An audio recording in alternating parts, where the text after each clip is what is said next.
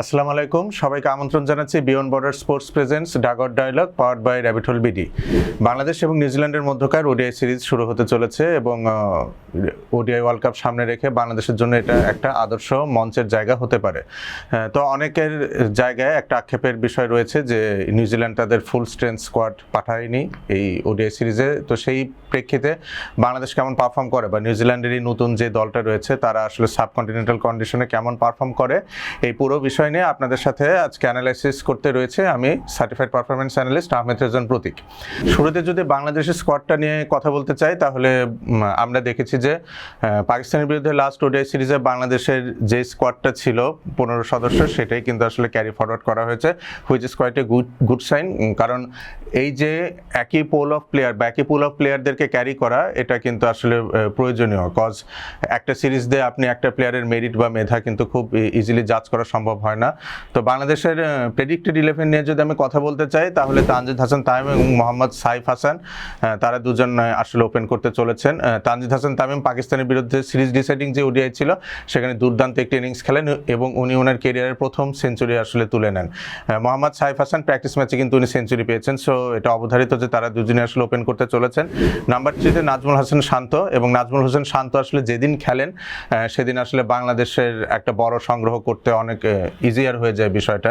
তো নাজমুল হোসেন শান্তকে আমি নাম্বার 3-তে দেখতে চাচ্ছি। Number 4-এ Liton Kumar Das.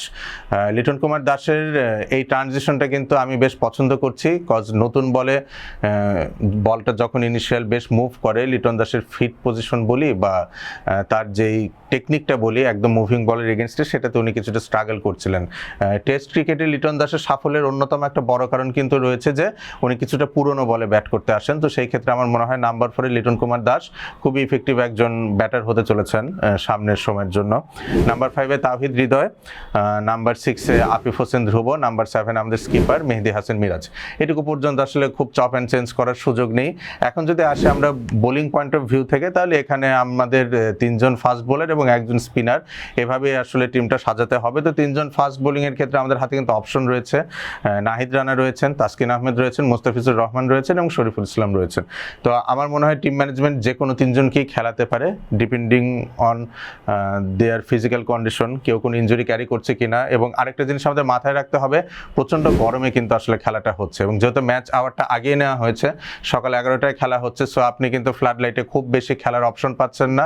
So day লাইটে যেহেতু আপনাকে খেলতে হচ্ছে, এখানে কিন্তু এক্সট্রিম হিট বা হিউমিডিটি যেটা বলে থাকি সেটা খুবই কনসার্নের জায়গা। তো টিম ম্যানেজমেন্ট চাইবে যে 3টা ম্যাচে 4 জন ফাস্ট বোলারকে বাই রোটেশন খেলানোর। তো প্রথম ম্যাচে আমার প্রেফারেন্স থাকবে তাসকিন আহমেদ, নাহিদ রানা এবং মোস্তাফিজুর রহমান, অ্যালং উইথ আমি দেখতে চাইবো তানভীর ইসলামকে, কজ রিশাদ হোসেনকে আমার খুব একটা উনি ছন্দে আছেন বলে মনে হচ্ছে না।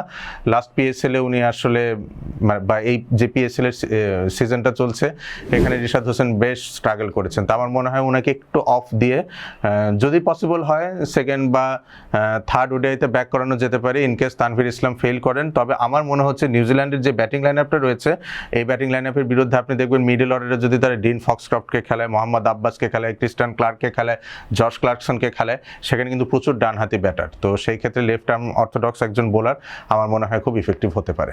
এবার যদি নিউজিল্যান্ড স্কোয়াডের দিকে তাকাই তাহলে কিন্তু আমরা দেখতে পারবো যে এই স্কোয়াডটাতে বেশ কিছু নতুন মুখ রয়েছে। নিউজিল্যান্ডের এই যে স্কোয়াডটা রয়েছে বাংলাদেশের বিরুদ্ধে তারা ওডিআই সিরিজ খেলতে এসেছে, এই স্কোয়াডের সবচেয়ে বড় স্ট্রেংথের জায়গা যেটা সেটা হচ্ছে তাদের অলরাউন্ডার্স। অলরাউন্ডিং অ্যাবিলিটির দিকে যদি তাকাই, নিউজিল্যান্ডে বেশ কিছু কোয়ালিটি অলরাউন্ডার্স রয়েছে যারা এখনও হয়তো আন্তর্জাতিক ক্রিকেটে নিজেদের নামের প্রতি ওইভাবে সুবিচার করতে পারেননি বা ওরকম পরিচিত মুখ নয়, কিন্তু আমার মনে হয় যে এই যে অলরাউন্ডারের পোলটা রয়েছে এটা হয়তো বেশ ভোগান্তি দিতে পারে বাংলাদেশের জাতীয় ক্রিকেট দলকে। তো আমি যদি একটু 11টা কেমন হতে পারে নিউজিল্যান্ডের সেটা নিয়ে কথা বলতে চাই, তাহলে আমি ওপেনিংয়ে দেখতে চাইবো হেনরি নিকেলস এবং উইলিয়াং কিন্তু নিউজিল্যান্ড ন্যাশনাল সেটআপের নিয়মিত একজন ওপেনার, সো তার উপর কিন্তু নিউজিল্যান্ডের অনেক আশা ভরসার একটা জায়গা থাকবে। পাশাপাশি হেনরি নিকেলস উনি বেশ কিছুদিন পর আসলে ন্যাশনাল সার্কিটে কামব্যাক করছেন। তো হেনরি নিকেলস এবং উইলিয়াং আমার মনে হয় খুব ভালো একটা ওপেনিং পার্টনারশিপ হতে চলেছে নিউজিল্যান্ডের জন্য। এবং মিরপুরে এই ধরনের উইকেটে যেখানে আপনার রান মেকিং কিছুটা ডিফিকাল্ট হয়ে থাকে বা এই উইকেটগুলো কিন্তু অনেকটা আনপ্রেডিক্টেবল হয়ে থাকে, আমরা কোনো একটা সিরিজে দেখি যে স্পিনারদের জন্য বাড়তি সুবিধা পাওয়া যাচ্ছে, আবার আরেকটা সিরিজে দেখা যায় যে পেসাররা বাড়তি অ্যাডভান্টেজ পাচ্ছেন। তো যেহেতু লাস্ট সিরিজটাতে পেসাররা বাড়তি সহায়তা পেয়েছেন এবং সামনে ওডিআই বিশ্বকাপ মাথায় রেখে আমার মনে হয় যে পেস সহায়ক উইকেটেই খেলাটা হতে চলেছে বা হওয়া উচিত। সেই ক্ষেত্রে হেনরি নিকেলস এবং উইলিয়াং তাদের যে টেকনিক্যাল এক্সপার্টিস রয়েছে নতুন বলের বিরুদ্ধে সেটা বেশ ভালো কাজে লাগাতে সক্ষম হবে। নাম্বার 3-তে আমি দেখতে চাচ্ছি নিক কেলি পাকিস্তানের বিরুদ্ধে গত বছর ওনার ওডিআই ক্রিকেটে ডেবিউ হয়েছে, যদিও 3টি ম্যাচ খেলেছেন, সব মিলে মাত্র 46 রান সংগ্রহ করেছেন।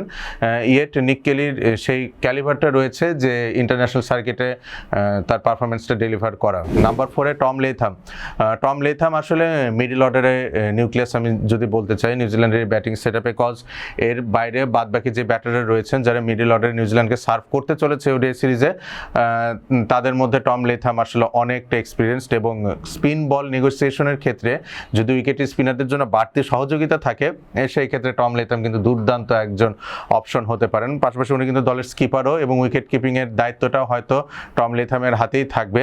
টম লেথামের যেটা উল্লেখযোগ্য দিক, উনি কিন্তু সুইপ শট খুব ভালো নেগোশিয়েট করেন। সেটা আপনি রাইট আর্ম লেগ স্পিন বলেন বা লেফট আর্ম অর্থোডক্স বোলার বলেন, প্রত্যেকটা ক্ষেত্রে উনি লেন্থটা বলের খুব দ্রুত পিক করতে পারেন এবং নিজেকে আর্লি একটা পজিশনে নিয়ে যেতে পারেন সুইপ শট নেগোশিয়েট করার ক্ষেত্রে। তো টম লেথাম নাম্বার 4-এ ব্যাট করছেন। নাম্বার 5-এ আমি দেখতে চাচ্ছি ডিন ফক্সক্রফট একজন কোয়ালিটি অলরাউন্ডার। নিউজিল্যান্ডের সুপার স্ম্যাশ টি20 যে টুর্নামেন্টের রয়েছে বা হয়েছে সেখানে কিন্তু ডিন ফক্সক্রফট খুব ভালো পারফর্ম করেছেন। উনি ডান হাতে ব্যাট করে থাকেন এবং ডান হাতি অফ স্পিন বোলিংটাও করে থাকেন। নাম্বার 6-এ আমি মোহাম্মদ আব্বাসকে দেখতে চাচ্ছি। নাম্বার 7-এ জশ ক্লার্কসন অ্যান্ড নাম্বার 8-এ ক্রিস্টিয়ান ক্লার্ক। তিনজনই মোটামুটি একই ঘরানার ব্যাটিং করে থাকেন, একটু আক্রমণাত্মক ব্যাটিং করতে তারা অভ্যস্ত। পক্ষান্তরে Mohammad Abbas left arm gentle medium pace bowling করে থাকেন এবং ক্রিস্টিয়ান ক্লার্ক এবং জশ ক্লার্কসন দুজনই কিন্তু ডান হাতি ফাস্ট মিডিয়াম বোলার। এবং উল্লেখযোগ্য যে দিকটা যে জশ ক্লার্কসন কিন্তু লাস্ট টাইম নিউজিল্যান্ড এই টিম যখন বাংলাদেশ এর বিরুদ্ধে একটা ট্যুর ছিল সেখানে কিন্তু জশ ক্লার্কসন কিছু ইম্প্যাক্টফুল ইনিংস খেলেছিলেন ব্যাট হাতে। তো এর পরবর্তীতে আমি আসছি আসলে স্পেশালিস্ট বোলারদের দিকে। জেডিন Linux left arm orthodox bowler এবং উনিও কিন্তু লাস্ট কনক্লুডেড যে এ দলের ট্যুরটা ছিল সেখানে কিন্তু নিউজিল্যান্ড এর হয়ে উনি ম্যাচ খেলেছিলেন এবং বেশ ভালো পারফর্ম করেছেন। মাইজারলি স্পেলে উনি আসলে বোলিং করে থাকেন, অনেকটা মিচ স্যান্টনারের like to like replacement in terms of bowling, যদিও ব্যাট হাতে উনি ততটা দক্ষ নন। তো জেডিন লিনক্সকে আমি দেখতে চাচ্ছি। এর পাশাপাশি ফাস্ট বোলার হিসেবে স্পেশালিস্ট ফাস্ট বোলার হিসেবে উইলিয়াম ওরুর্ক এবং এর পরবর্তীতে অ্যাডিশনাল একজন ফাস্ট বোলার, সেটা নিউজিল্যান্ড টিম ম্যানেজমেন্টকে ডিসাইড করতে হবে। It could be either Ben সিয়ার্স or Nathan Smith or Blair Tickner. উইকেটে যদি ঘাস থাকে পর্যাপ্ত পরিমাণে এবং নতুন বলে যদি মুভমেন্ট আসলে এক্সপেক্টেড থাকে সেক্ষেত্রে আমার মনে হয় বেন সিয়ার্স খুব ভালো একজন অপশন হতে পারেন। আর যদি কিছুটা উইকেট স্লো নেচার থাকে আমার মনে হয় সেই ক্ষেত্রে টিম ম্যানেজমেন্ট ব্লেয়ার টিকনার বা নাথান স্মিথের দিকে ঝুঁকতে পারেন। এবং নাম্বার 11-এ Aditya Ashok right arm leg spin bowler এবং ওডিআই ক্রিকেটে বা সাদা বলের ক্রিকেটে কিন্তু এখন মিস্ট্রি স্পিন বোলিংয়ের অনেক কদর। তো সেই ক্ষেত্রে আসলে আদিত্য অশোক হয়তো লাস্ট মেম্বার হতে চলেছেন নিউজিল্যান্ডের জন্য। তো এই ছিল বাংলাদেশ বনাম নিউজিল্যান্ডের ফার্স্ট ম্যাচের প্রি অ্যানালাইসিস আমার পক্ষ থেকে। তো সবাই মিলে আসলে আমরা খেলাটা উপভোগ করব এবং পোস্ট ম্যাচ অ্যানালাইসিস নিয়ে আপনাদের সবার সামনে আমি আবার হাজির হব। ধন্যবাদ সবাইকে।